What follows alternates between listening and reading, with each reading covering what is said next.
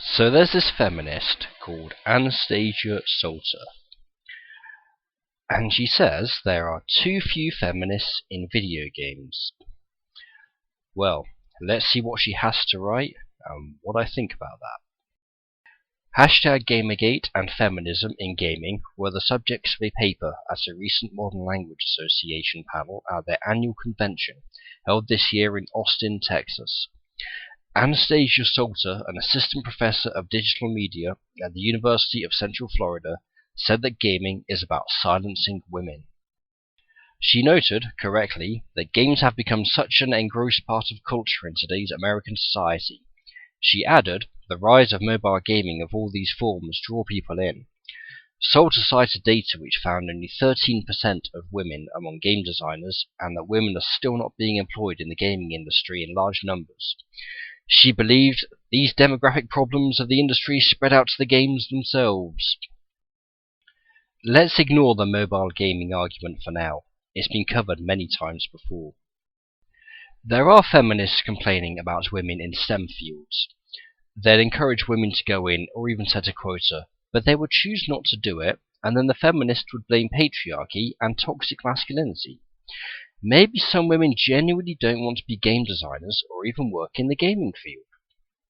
Besides, you can have a female game designer, but it doesn't mean they'll have a final say on all aspects of the game.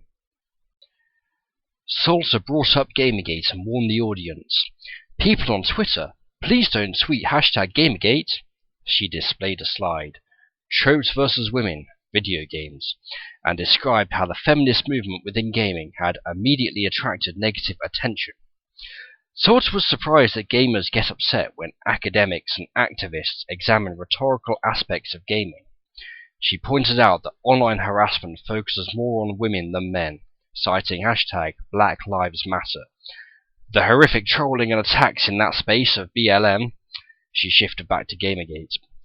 It was very impressive what started as a guy who broke up with a girl. Today, it's a war over identity and over language, and the very definition of gaming has been radically changing. The Gamergate hashtag, she said, is one gate of criticism and rhetoric in gaming.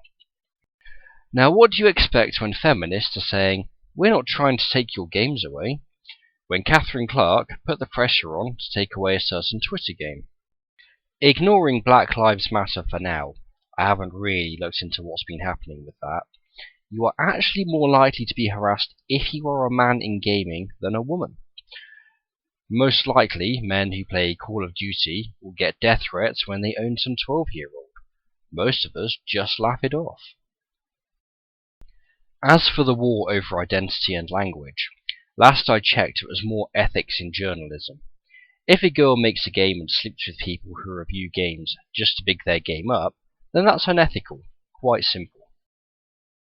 Invisibility, Salter said, thanks to online social media spaces, is becoming a lot more recognized.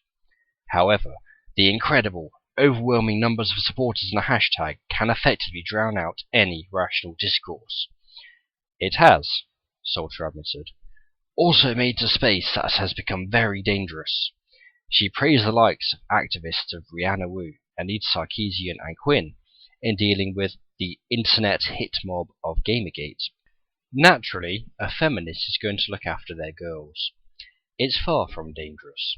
You can go into KIA with a different viewpoint, and you won't get silenced for it. If a counter-argument is what you think is dangerous, then you have a problem. As for Anita, Zoe, and Brianna, well, Anita won't allow anyone to argue their point or won't respond. Comments are disabled on her videos. She plagiarizes other people's videos and hasn't delivered on her promise. She recently put up a post about how it's draining her and all of this is upsetting and she's very depressed. Brianna and Zoe made awful games. One thing that's usually said is, hey, why don't you social justice warriors and feminists make your own games? Well, those two did, and the result was a joke. Revolution 60 had god-awful graphics and shows Brianna as a hypocrite by having women with unrealistic bodies and looking provocative. As for Zoe's game, well, if you can call it a game, it's just a text adventure where you click your next action. If this is the best they can come up with, then no thank you. She continued, Games research has been accused of being a monster organization seeking to impose feminism on gamers. There was a witch hunt, in her words, called Digging Digra, where people were trying to destroy the credibility of feminist game research. Salter said, this type of attack is really over who gets to really speak. She concluded, this is the perfect example of a movement. It takes the best thing about social media and public spaces and silences and destroys the opposition. Talk about projecting. I don't think Anastasia Salter has really kept up. Like I said earlier, go post on KIA. They are generally cool as long as you don't break the rules. Posting on certain sites and on Gartsy, however, you will be silenced. It's their safe space. You cannot disagree and go against what people think. It upsets their feelings. This article is all that's wrong when feminists try to step in. Do your research at least. Salter has no idea what she is talking about.